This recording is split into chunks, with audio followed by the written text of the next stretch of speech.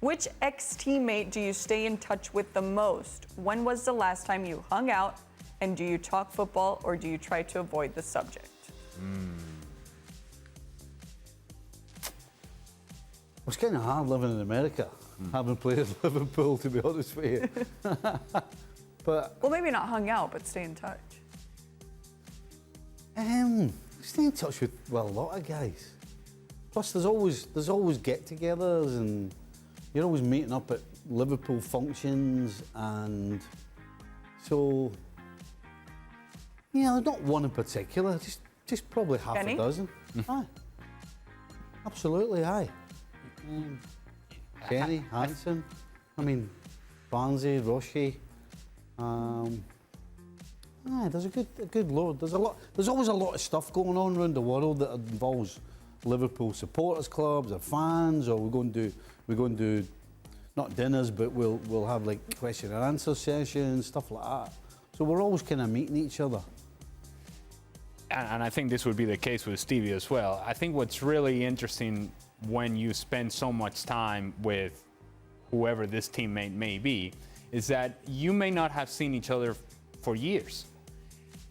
And the moment that you're put into the same room together, once again, it takes you back 20 years, 30 years, whatever the case may be.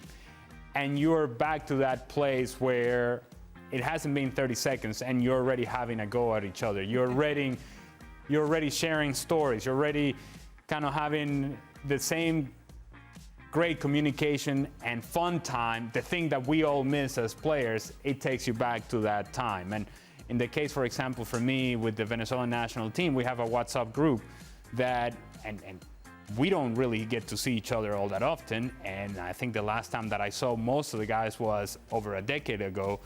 And yet, the moment in which they put us in the same room as they did last year, we had a sort of a get-together to play a game for charity and what have you.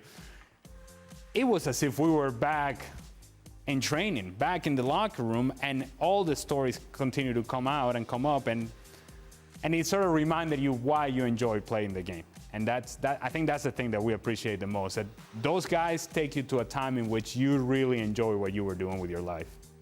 And the thing to add to that, the hierarchy stays the same. Mm-hmm. Really? Even though everybody's got older, the hierarchy when you go in that dressing room with everybody, it goes back.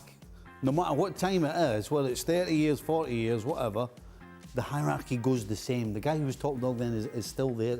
It doesn't change. The unspoken agreement. It doesn't change. Well, it's funny because we're about to go into this game, and it's an exhibition, right? And then we get in a huddle in the locker room, as we did when we were players.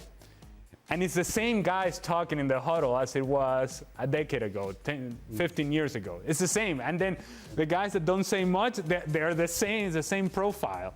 And yet, everybody has a place, everybody has a role, everything makes sense. In the locker room, everything makes sense. As crazy an environment as it is, everything makes sense in that environment for the guys who are part of the locker room.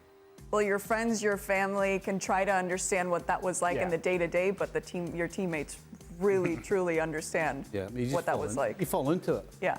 You don't even try, it just happens.